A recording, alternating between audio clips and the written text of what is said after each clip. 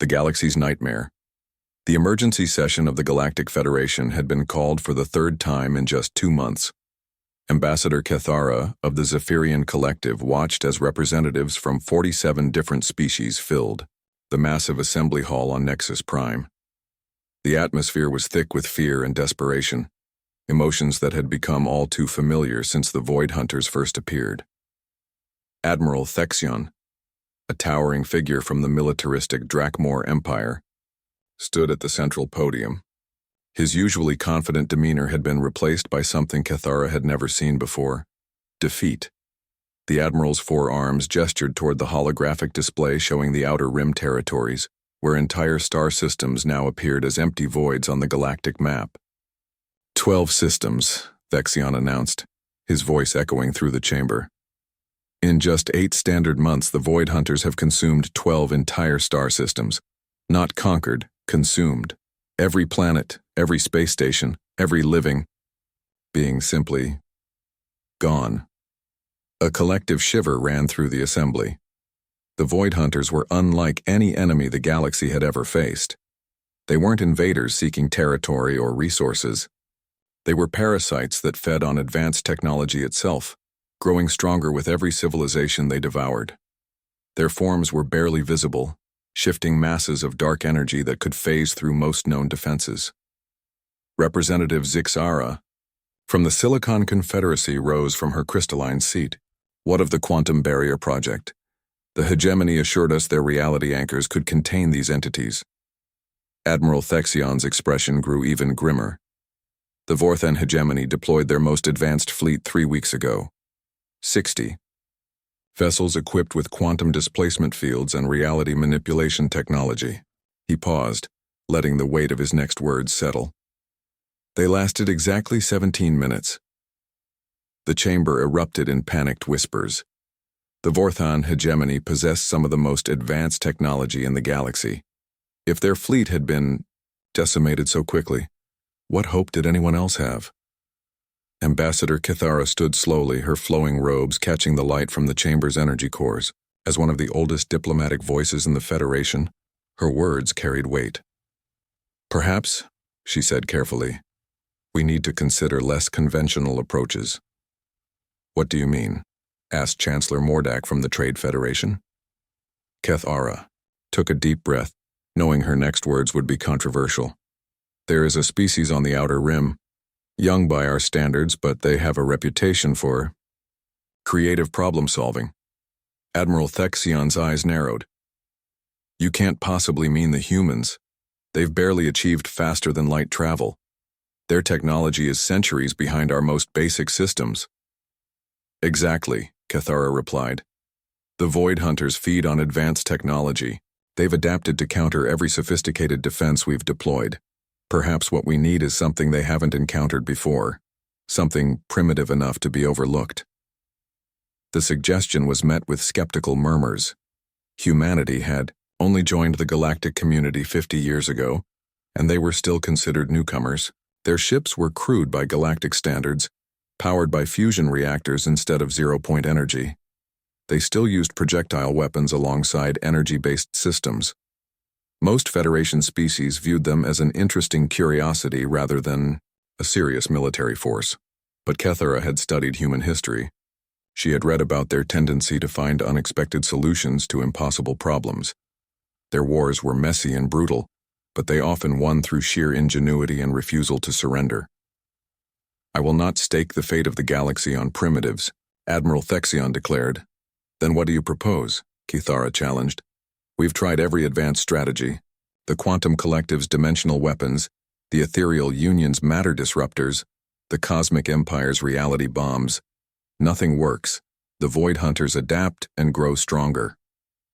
The debate continued for hours, but as reports came in of another system going dark, this time the heavily defended Kepler Nexus, the Federation's options dwindled. Finally, with great reluctance, they authorized Cathara to make contact with Earth. The journey to the Sol system took 3 days aboard Cathara's diplomatic vessel. When they arrived, she was surprised by what they found. Instead of the chaotic, barely organized defense force she expected, Human space was a hive of coordinated activity. Ships moved with purpose between massive orbital construction platforms, and energy signatures indicated extensive military preparations. Captain Maya Rodriguez greeted the diplomatic party aboard the UES Defiance, humanity's newest and most advanced warship. She was younger than Cathara had expected, with short dark hair and intense brown eyes that seemed to take in every detail. Unlike the elaborate uniforms common among galactic military officers, Rodriguez wore simple navy blue with minimal decorations. Ambassador, Cathara, Rodriguez said, extending her hand in the human greeting gesture. We received your transmission. The situation sounds dire. I must admit, Captain, I'm surprised by the level of preparation I'm seeing. We only sent our request for assistance yesterday, Rodriguez smiled grimly. We've been tracking the Void Hunter threat for months. Human intelligence services have their ways of staying informed about galactic events that might affect us. Dr. James Park, the ship's chief science officer, joined the conversation. He was a thin man with graying hair and tired eyes that spoke of countless hours spent analyzing impossible problems. We've been studying every scrap of data about these entities. The pattern is clear. They target advanced technology specifically. The more sophisticated the system, the faster they can consume it. So you understand why some in the Federation are skeptical about human involvement, Cathara said diplomatically. Oh, we understand perfectly, Rodriguez replied. And that's exactly why we think we can help. You see, Ambassador, while the rest of the galaxy has been trying to out-tech these creatures, we've been taking the opposite approach. Dr. Park activated a holographic display showing the Defiance's specifications. This ship represents a hybrid philosophy. Yes, we have advanced shielding and faster-than-light capability. We're not suicidal. But our primary weapon systems are based on principles that are thousands of years old. Cathara studied the display with growing confusion. These are kinetic projectiles? You're planning to fight energy beings with bullets? Among other things, Rodriguez confirmed. The Void Hunters have shown they can adapt to and consume energy-based attacks. They feed on quantum fluctuations and exotic matter. But they've never encountered anything quite like our approach. The Defiance was unlike any warship in the Galactic fleet. While it possessed the sleek lines common to modern vessels, its hull was studded with what appeared to be ancient projectile weapons, alongside more conventional energy systems. The ship's power source was a hybrid of human fusion technology and captured alien systems, creating a unique energy signature. The key insight, Dr. Park explained, came from studying their feeding patterns. The Void Hunters don't just consume technology, they consume the energy patterns associated with advanced systems, quantum computers, exotic matter reactors, dimensional weapons. These all produce specific energy signatures that the creatures can lock onto and drain. But kinetic weapons produce almost no exotic energy, Rodriguez continued. A chunk of metal fired at high velocity is just physics. No quantum signatures, no dimensional fluctuations, no exotic particles for them to feed on. Cathara was beginning to understand. You're planning to fight them with weapons they can't consume. That's part of it, Rodriguez said. But there's more. Humans have always excelled at asymmetric warfare, finding ways to win when outgunned and outmatched. We've had plenty of practice. Over the next several hours, Dr. Park walked the diplomatic party through humanity's analysis of the Void Hunter threat. The creatures were formidable, but they had patterns. They always attacked the most technologically advanced targets first, drawn by complex energy signatures like moths to flame. They could phase through most forms of energy shielding, but had trouble with simple physical barriers. Most importantly, they seemed to have difficulty processing multiple simultaneous attacks of different types. Every species that's fought them has used the same basic approach, Dr. Park explained. Deploy your most advanced weapons, create your most sophisticated defenses, try to out-tech the problem. It's natural. When faced with a superior enemy, most civilizations try to match their level of advancement. But humans think differently, Rodriguez added. We've always been good at making do with what we have. Some of our greatest victories came from using simple tools in unexpected ways. The plan they outlined was audacious in its simplicity. The Defiance would engage the Void Hunters using a combination of primitive kinetic weapons and conventional explosives, supported by carefully modulated energy systems designed to confuse rather than overpower. Instead of trying to match the creature's advanced capabilities, they would force the enemy to adapt to something completely outside their experience. As the briefing concluded, Cathara found herself feeling something she hadn't experienced in months: hope. The human approach was so different from everything the Federation had tried that it just might work. But she also understood the enormous risk they were taking. "Captain Rodriguez," she said formally, "I must ask, are you certain about this? If you're wrong, Earth could become the next target." Rodriguez exchanged a glance with Dr. Park before answering. "Ambassador, humanity has never backed down from a fight when innocent lives were at stake. These creatures have already consumed billions of beings across 12 systems. We won't let that continue if there's anything we can do to stop it. Besides," Dr. Park added with a slight smile, "we've run every simulation we can think of. Either our approach works or we're all doomed anyway. At least this way we go down fighting." The Defiance departed for the predicted intercept point the following day, escorted by a small fleet of observer vessels from various Federation species. Most of the aliens aboard those ships expected to witness humanity's noble but futile sacrifice. They had no idea they were about to see something that would change the galaxy's understanding of what it meant to be human. As they traveled toward their destiny, Captain Rodriguez stood on the bridge of her ship, watching the stars blur past. The crew around her worked with quiet efficiency, making final preparations for a battle unlike any in galactic history. They were about to face an enemy that had destroyed the most advanced civilizations in the galaxy, and they were going to do it with weapons their ancestors would have recognized. It was, Rodriguez reflected, exactly the kind of impossible situation where humans tended to do their best work.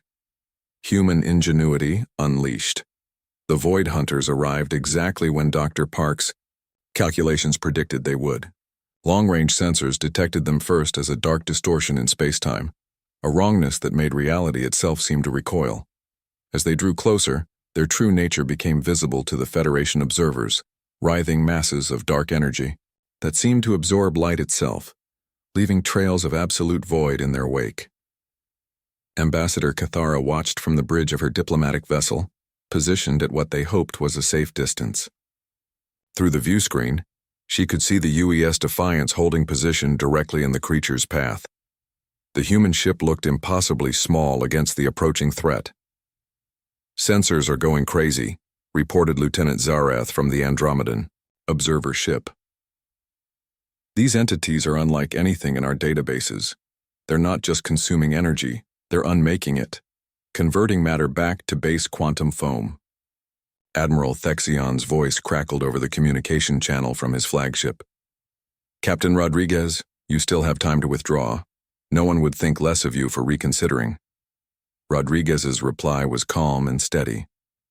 "Thank you for the concern, Admiral, but we're exactly where we need to be. All ships maintain minimum safe distance. Things are about to get interesting." The Void Hunters had detected the human vessel and were converging on it with terrifying speed. There were 7 of them, each roughly the size of a city and pulsing with malevolent energy. As they approached, space around them began to distort, and several of the observer ships had to increase their distance as their systems started showing signs of interference. "Here they come," Dr. Park announced from his position at the science station.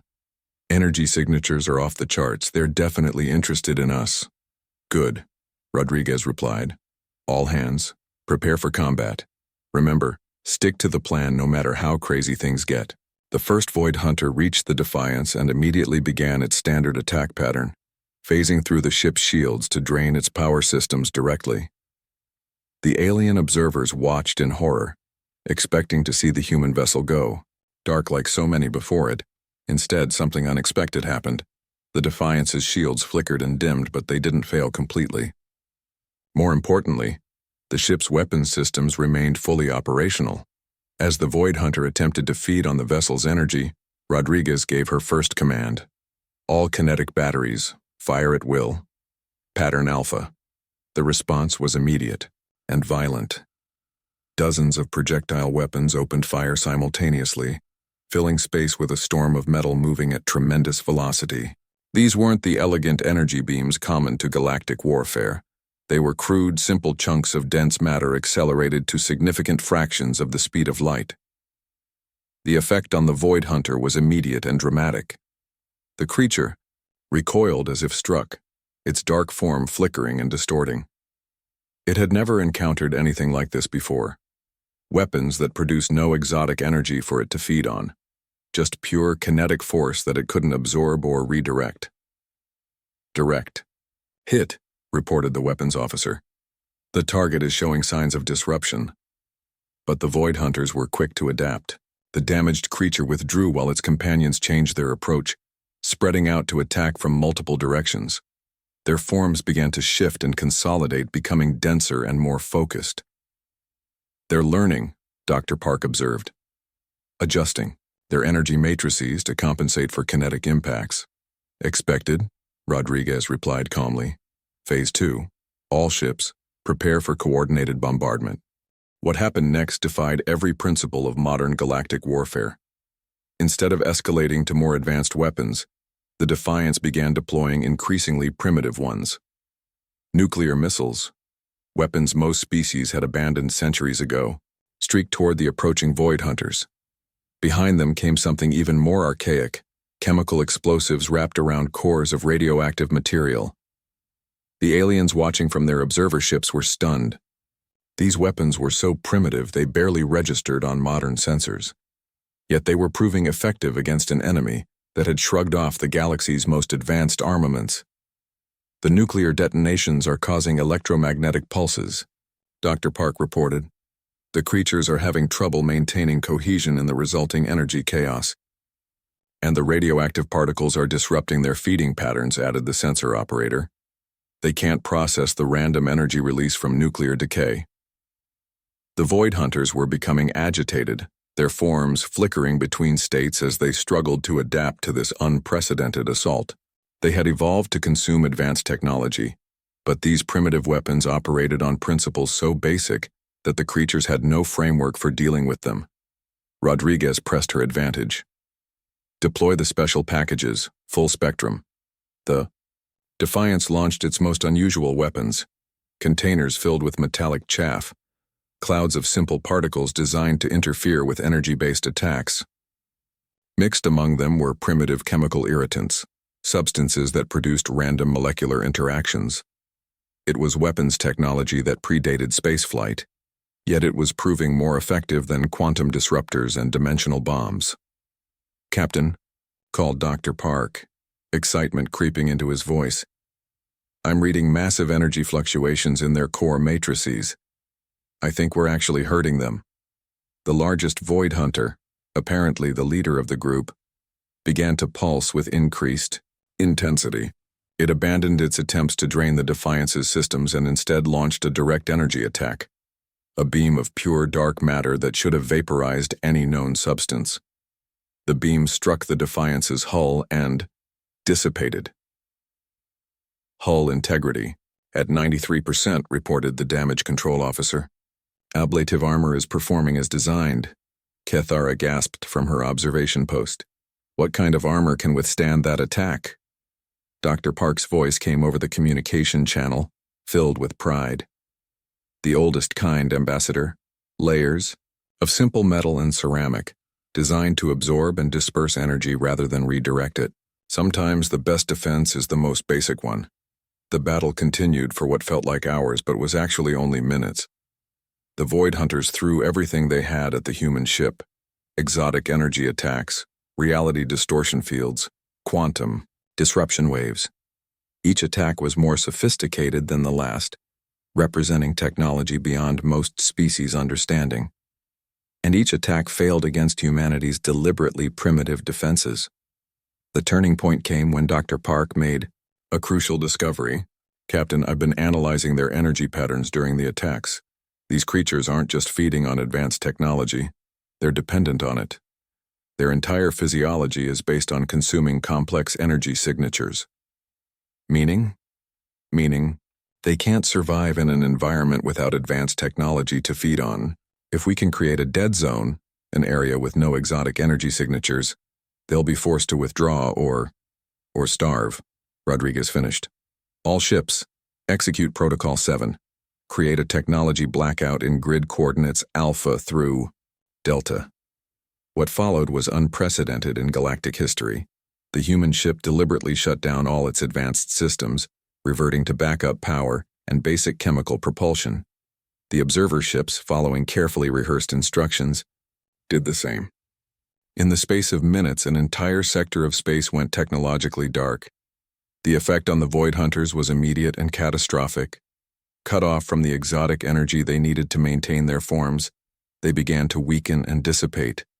Their dark matter bodies flickered like candles in a wind, growing thinner and less coherent. "It's working," Dr. Park announced. "They're losing cohesion. Without advanced technology to feed on, they can't maintain their energy matrix." But the creatures weren't finished yet. In a final, desperate gambit, they began to merge together, combining their remaining energy into a single, massive entity. The result was a Void Hunter larger and more dangerous than any previously encountered. A last-ditch attempt to survive by becoming too powerful to be stopped by primitive weapons. Rodriguez watched the transformation with calm interest. "Dr. Park analysis? They've concentrated all their remaining energy into one form, more powerful but also more vulnerable. All their energy eggs in one basket, so to speak." "Perfect." Rodriguez turned to her weapons officer. "Prepare the Omega package." The Omega package was humanity's final surprise. A weapon so simple it was almost comical.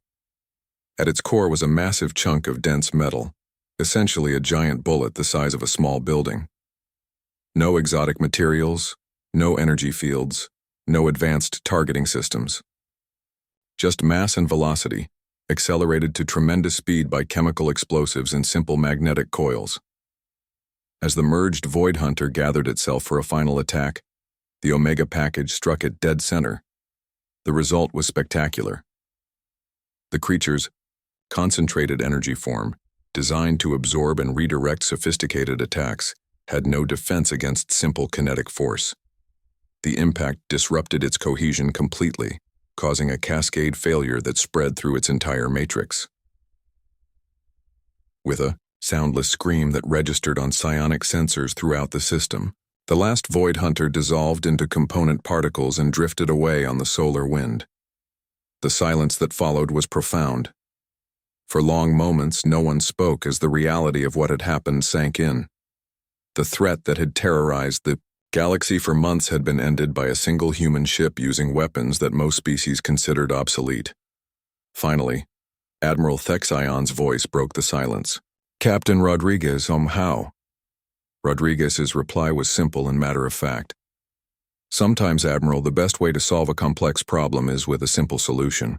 The Void Hunters evolved to combat advanced technology.